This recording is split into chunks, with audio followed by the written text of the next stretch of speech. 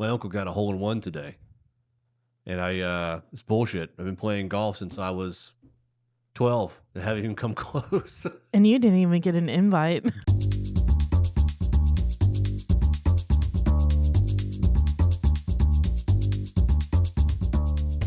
Didn't even get an invite. But anyways, the golf, it's expensive addiction, I would call it. And I will probably play the rest of my life and never even get close. I do spend I don't know, a decent amount on golf. I've been playing for a while, but I don't buy cheap stuff very often. You know that about me. So let's elaborate a little bit more on this, because I feel like we can. What do you think the difference is between cheap and frugal? Because I've heard you use the term that you're frugal, but then I've also heard you use the term that you're cheap. So what do you think is the difference between the two? I don't know. Sometimes I think that they are both the same, but I don't know. Because like something could be cheap, right? But I don't want to buy it because I don't need it. You know, when we go out and buy shit from in town, like what is always the first thing I ask, like, where are we going to put it? You're like, wow, but it's on sale. You know, we should get it. We should consider buying it. Yeah, the common question we ask anytime we see something on sale that catches our eye is, where are we going to place it, or where is it going, right? Because if we don't have a place for it, we don't need it. We don't buy it. So I don't know. Like to me, I don't even really care if something's cheap. Sometimes I'm just frugal enough where I don't want to buy it, and it's I don't know. I'm like, you know me, I'm expensive. I'm an expensive person, and I only want to buy something once, and that's it. Like that's why I don't know. I can justify spending over $100 on a pair of sandals. Yeah, so I don't think by any means you're frugal or cheap. I think I am frugal. I think that I am not necessarily cheap. I think cheap is... I feel like cheap can kind of be like a little bit derogatory in my opinion. I feel like frugal's a little bit nicer if you ask me, but I think I'm frugal in regards to my spending just because of past lessons learned, right? I used to go out and buy all the new makeup palettes that would come out. Didn't even care what company it came from. Didn't care anything about it. If I saw it on YouTube or I saw it on Instagram, I got to have it, right?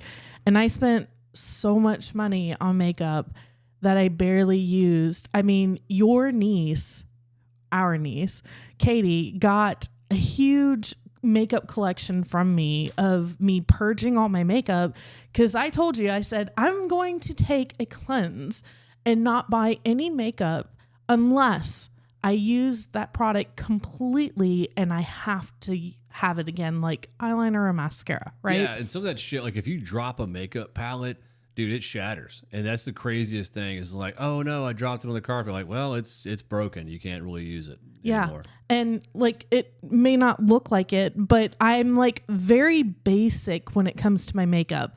The only thing I really go crazy on is my eyeliner and mascara. You see that wing. Listen, when I die, I better have a wing liner on. But put that shit in the will. Right. But anyways, what I'm saying is like, I think because of me breaking that cycle, right? I think I learned to be more frugal with my money, but sometimes I think that gets in the way, because if there are things that I want that aren't on sale, that are a little bit higher dollar, because I guess this would be a good question. Like, what do you consider expensive as far as like dollar amount? Like, what do you consider a luxury buy for yourself? I think it depends on what it is, right? If it's like, I don't know, throw something at me and I'll let you know how much I'd be willing to spend on average for it. A pair of sneakers. Sneakers, $100. I'd go 100, 125 for a nice pair of sneakers. Like that's in the nice Jordans range. But I have spent north of $250 on a pair of sneakers before. I was going to say, I believe I spent more than that recently on a pair of sneakers for you. Yes, those were a very limited edition pair of Jordan Retro 4s, and I love them so much. I am scared to wear them out in a lot of places, but I'm That's one of the things too about me. If I buy something expensive like a pair of Jordans or anything like that, they're not going to sit in a box. I wear them. Yeah, well, and see, I think that's the difference between you and I. That's the reason why I don't mind spending an exceeded amount of money on you, because you actually take care of your things. One of my favorite things about my bestie Jen is she always says I'm rough with everything. So You are rough. You're rough. My shoes look like Look what she did to me. Look at she bit me right here on the arm. There's a bruise. That's not from me.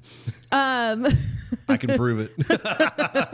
No, but like, my shoes look like I literally walked through mud. Like, they look beat up. I've worn shoes out to where I literally have multiple holes in the bottom. Like, I just, she always says I'm rough. So that's the reason why, like, for me, spending, to me, luxury would be like, you're probably going to laugh. Luxury to me is spending more than $100. So like 100 or more is luxury. Like, I don't even like buying a pair of jeans that are $60. What's a splurge? Like, if you're like, all right, I have it on me, I'm going to splurge. I'm going to get something big for myself. Like, something big or something like a nice purse. You have a couple really nice purses. Yeah. So I used to convince you to buy those. Yeah. Well, 2 years ago, I was convinced. I think it was 2 years ago. Or was it last year? Something like that. I think it was 2 years ago. Someone did convince me to buy this.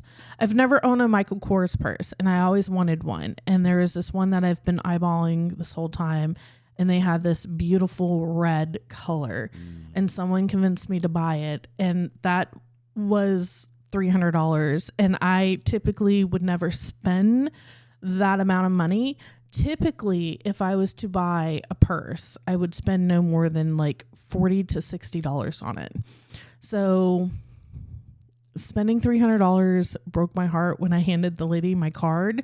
But, it was kind of one of those moments too. Like, I was trying not to shed a thug tear, but you have your best friend. Yeah, you have your best friend next to you cheering you on. Like, I'm so proud of you, because she knows I typically wouldn't spend my money like that on me, but I have no problem spending my money on other people or food. Obviously, I like to eat. So, I don't have any issues spending money on food, concert tickets, shows. I don't have any issues spending money on that. But I think if it's just, if I saw a pair of $80 jeans that I liked, I probably wouldn't buy them. I would, because I'm not going to have them for years. Like, I have a hoodie in the closet that I've had since I was in high school. That is a 21 or 22-year-old hoodie that still fits, and it's great.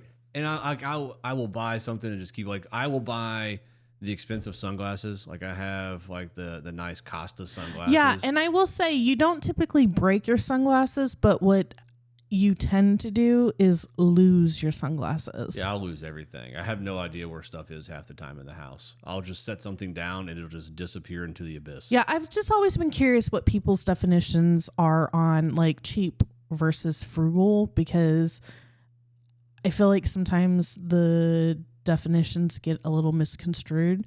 And I also feel like cheap is kind of like, I'm probably a cheapie, but I feel like it's such a derogatory term. I don't know why. Cheapo sounds better. I think you just go with cheapo. I mean, it just makes it sound like I'm like one of these people who's saving my shower water to wash my clothes in. Hell no. If you came home and you're like, I don't know, we're going to start saving toilet paper like some of these crazy people do out there. Listen, I already drew the line at I want to make my own food, my own bread and everything like that. I'm like, all right, I can get down with this. She's going to start making her own food. We're going to, that day I came home. I don't have an issue with that. That's like, to me, not being cheap, because think about the amount of money you're spending on the ingredients, and like, if you needed specific tools, like that probably costs more than a loaf of bread, right? But I mean, I think HGTV or whatever has a TV show of like people, they call it like the Frugal Life or whatever, something like that. We'll look it up. But it's like, it's not even being frugal. It's like these people are literally showering and washing their clothes at the same time and then saving the water to flush their toilets. It's a little too much for me. Yeah, there is a whole YouTube channel called The Frugal Life, and I think it's more about saving money for families and everything. No, like there's a HGTV show. I don't know if it's called something cheap or frugal. I can't remember, but it's on. I'm pretty sure it's on HGTV or TLC, something like that. One of those home shows. Yeah, it doesn't matter. Anyways, it's not for us. It's not something I'm interested in. I'm just more interested in being more cautious.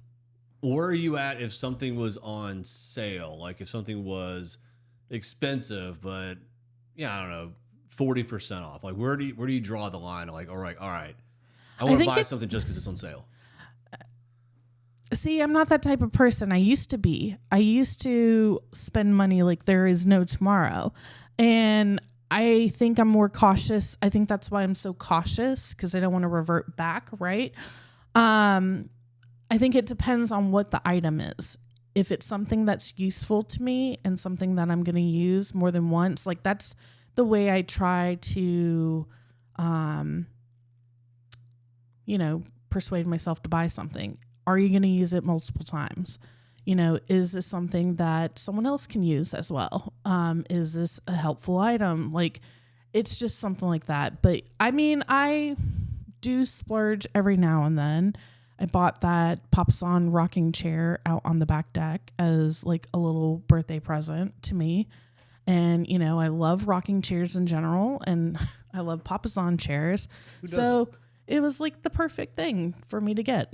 So one of the things I do get behind is the people who are now at the grocery stores weighing their meat. Have you seen this thing where people are weighing their meats at the grocery store is like a pound or 2 pounds under? Yeah, I've seen the videos where it's like mislabeled with the wrong price. Like consumers are basically being overcharged for poundage when it's not even actually there.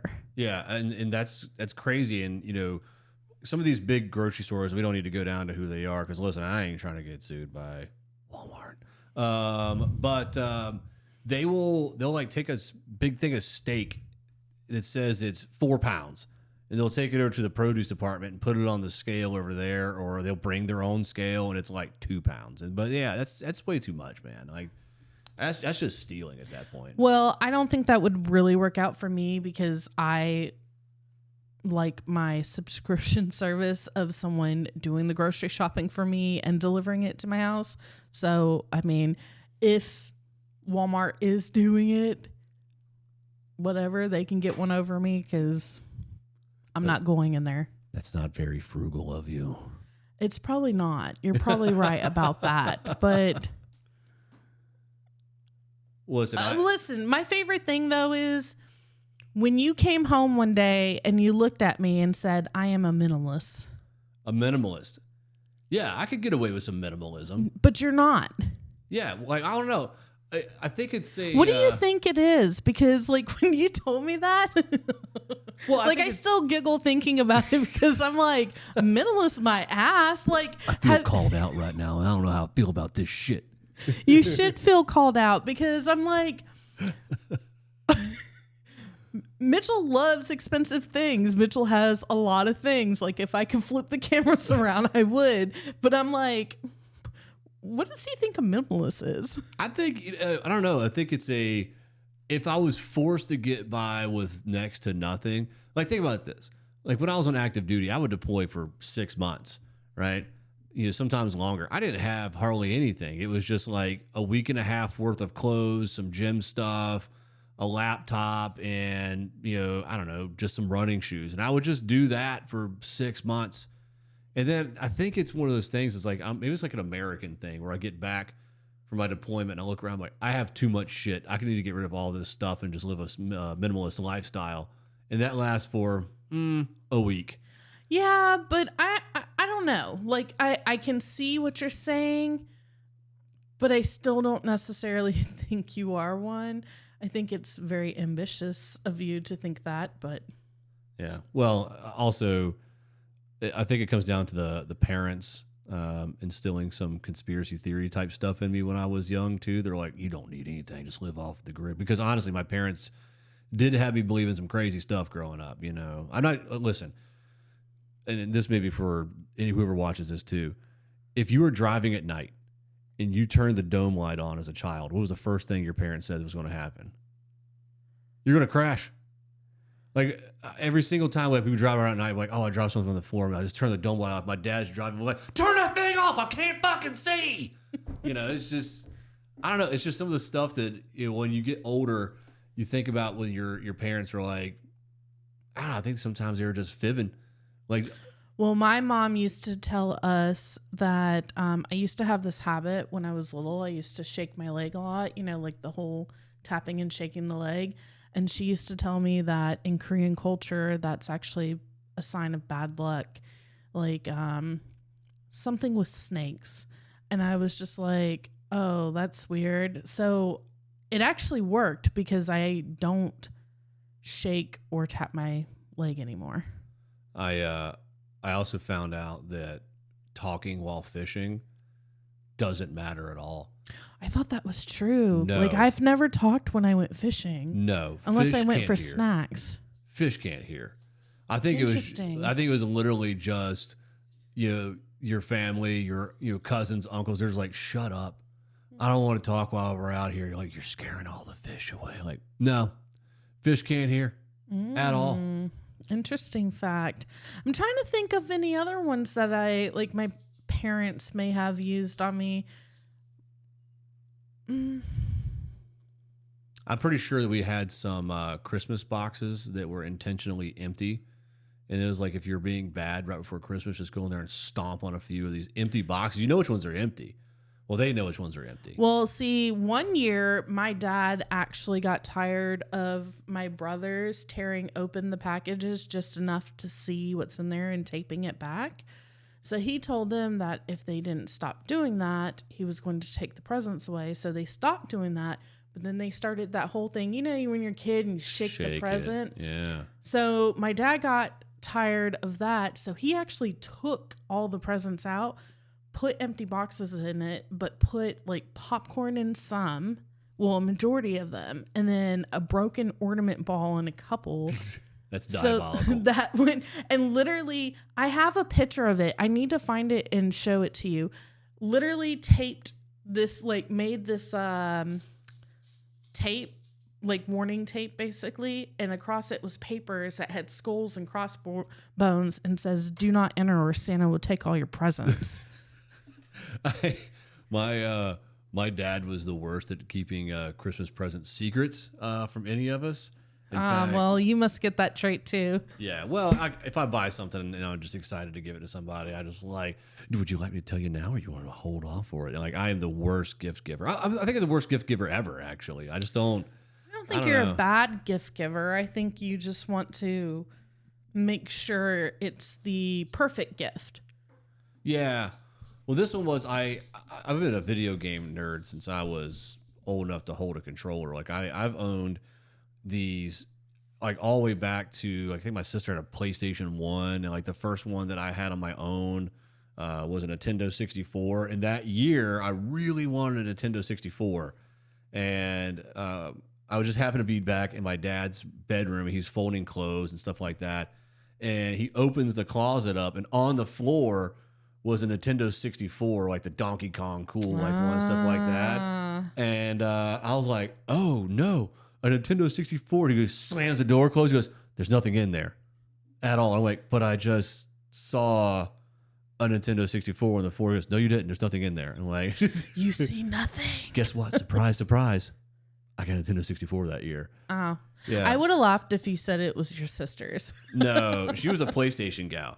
I went from Nintendo 64. I had a Sega Saturn, a Sega Dreamcast, the original Xbox, the Xbox 360, the Xbox One, and now I'm on the Xbox Series X.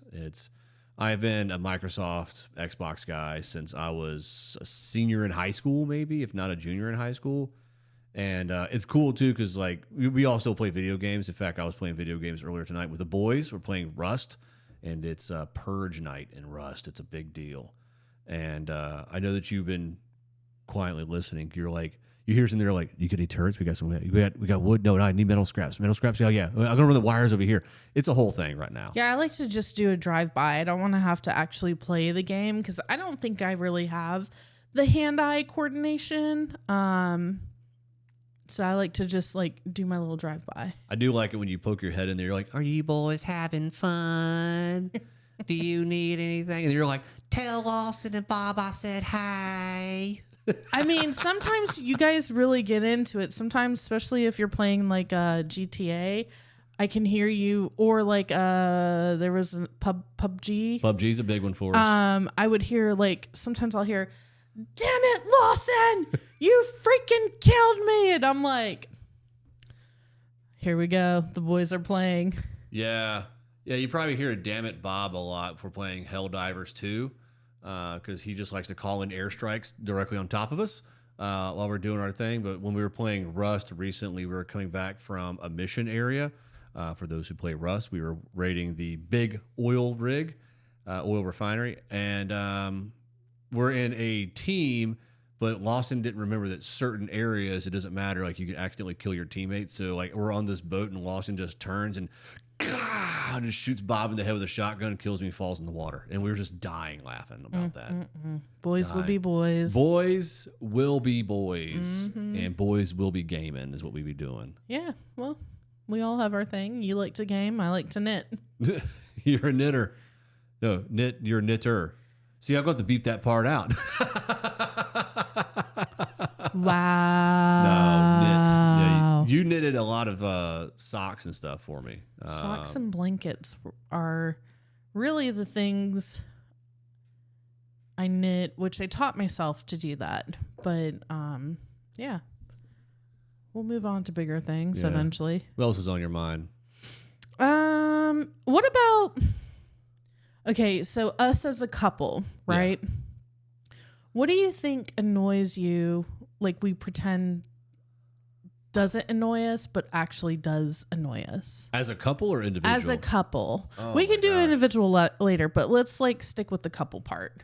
I think if you invite us to like a dinner party and you're like, hey, bring something, I think you got to let us know what we need to bring. Because it's like, oh, just bring anything. Like what the dinner menu theme is? Yeah. Because like, I don't know where to go with that. Like chicken wings, like a soda. Like, where am I going with this? You know, like a little bit of specificity. If we're like, hey, listen, we're doing pasta tonight. I'm like, I'm on it. Garlic knots. I'm in. Okay. That's a good one. I think for me, this is going to be like, I think any couple can resonate with this.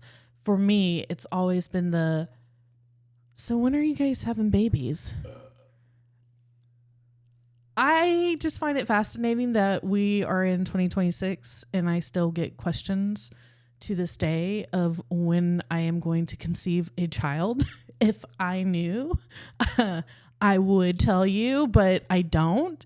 And I also think it's just a really rude question. Like who in their right mind, besides my father, my in-laws, who, by the way, no one's ever asked, those two people's never asked me those questions or that question. I just find it, I don't know. Like, let me just say this. Yeah. At the end of the day, it's God's will, right? It's God's plan. This is my belief.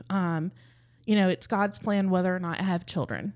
And if I don't, I know the plan is to be the best aunt, or, godparent to the kids lives that I'm in. Right. But if it does happen, that's amazing too. I'll try to strive to be the best mom. Right. But at the end of the day, it's kind of such a touchy subject. It still surprises me that in 2026, we're still asking couples these questions. Like a couple can literally just got married 2 weeks ago and it's like, when are the babies coming? It's like, calm your tits. It's not like you're going to babysit my kid anyways. Like, let's enjoy life a little bit. And there are perks to not having children. I mean, we dual income, we We can go out and not worry about babysitters. True. I mean, we have to, if we go out of town, we do have to look for a dog sitter, but I think that's a little bit easier than a babysitter. Yeah, well, it's always a tough subject, but I think foremost having kids I think it's an individual thing. Like for you and I mean, we try and we have, and it's just not in the cards right now, and that's okay. But I think at the end of the day, like a good, strong marriage will survive that stuff. Like, and I mean, it doesn't matter if we're here, there, wherever else. I love you more than this question that everybody asks, like, when are you guys having kids? It doesn't matter. And I met the love of my life, and she's sitting across the table from me, and I enjoy every single day with her, regardless if we have a kid or not. Yeah, and I think that's a good takeaway, because there are some marriages where kids are a make or break. You know what I'm saying? And I do empathize for those couples who end up breaking because they cannot, bear children. And it's sad, but I'm thankful that I have the right partner in my life, that this doesn't break us. This only makes us stronger. We've tried. It hasn't happened. And if it does happen, which might be a little scary because I'm around close to being 40. Oh, yeah, but you're high risk now. You're considered a... No, I just can't imagine having a child at the age of 40. It's possible because I've had a coworker who was 40 when she had her baby. But I'm just saying, if it happens, it happens. If it doesn't, it doesn't. We are good with it. My point is, people this day and age in society, it is not cool to ask someone when they're going to have babies or why they haven't had babies yet. Yeah, and I think one of the things, too, you got to remember, like, if you get married and it doesn't happen immediately, you just got to remember, like, you took that commitment to your partner. That person, your wife or your husband or whoever, that person was who you married. And, there's a lot of stuff in this world that tries to tear marriages apart and damage marriages and undercut. I think you just got to remember that you took that commitment to that person individually. But I wanted to check this out real quick. Have you heard the phrase geriatric pregnancy? Yeah, I have. Do you know at what age you are considered geriatric at pregnancy? I think most women from the age 35 and higher are considered high risk. 35 and older is considered a geriatric. There you go. Honey, we're geriatric now. Well, maybe at this rate, we'll just adopt a teenager where we only 2 years, send them off to college. That way they can take care of us when we're old. I'll adopt my nephew. I think I'll adopt a 20-something-year-old at this point. Yeah, that'd be fine. Yeah. But oh man, I just lost it. I had something else I was going to talk about on a lighter the annoyance note. Thing? No, on a lighter note. Oh, okay. But I don't remember. I lost it. Sorry.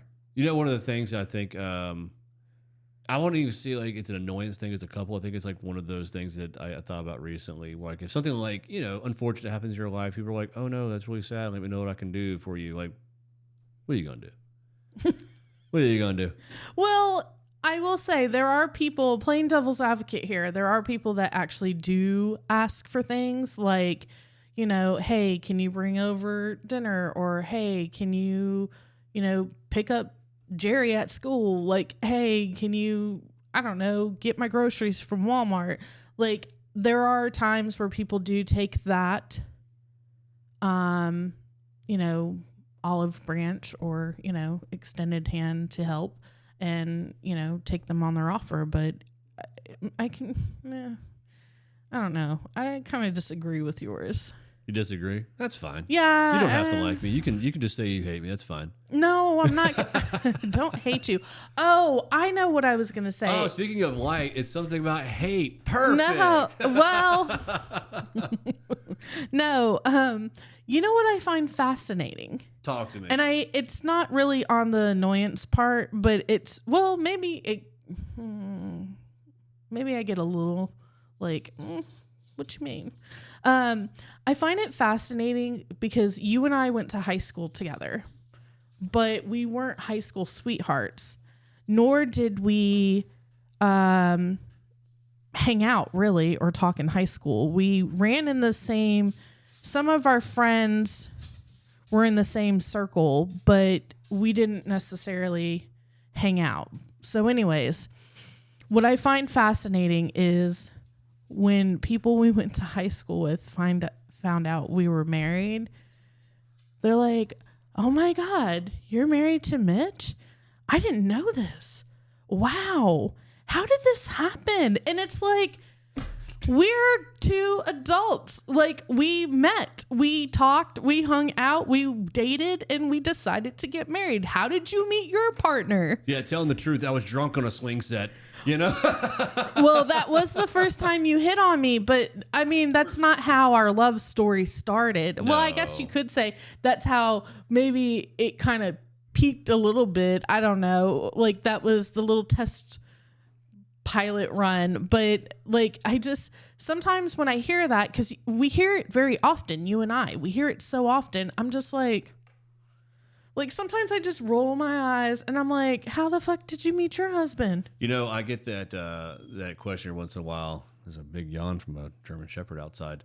I get that question. They're like, "Oh, so where'd you and your wife meet?" Like, well, we went to high school together. They're like, "Oh, you guys were high school sweethearts." No, like, we were not. I knew of her, but honestly, she was too good for me, and she didn't want to talk to me. I was a loser. I barely wanted to go to school. I graduated with like a 2.3. Like, you know, that's like a smidge from academic probation is what that was. You know, like one sniffle, one day I missed school and I was done. I was never going to graduate. I was very, very closed off in high school. I didn't hang out with a lot of people. I kept my circle very small. I think there was like maybe 5 people I hung out or even spoke to in high school.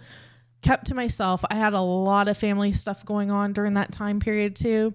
So I just think like I didn't really experience high school like most high school people do. But I just find it fascinating every time someone finds out we're married. They're like, "Oh, really? When did you guys meet? When did you get married?" And then when they find out we're almost married for like 18 years now, they're like, "So how did that?" And I'm like, "Well, how did you meet your husband?" I negotiated and I paid cash for my wife. I'm not sure how you did. I had to break her out. Yeah, I'm a mail order bride. Straight cash. Hey, look who I found. Bruce. He's actually been pseudo featured in a couple of episodes right now. Screaming in the background is what he has. That was episode 4 and 5. I like how he just always looks like has this appearance that he's always so sleepy, but he is not sleepy. Well, anyways, we got to run and we got to walk the dogs. I think the shepherd outside is asking to get outside. So. Alrighty then. Toodles. Toodles. Bruce, tell him bye. Or not. Whatever. Bye.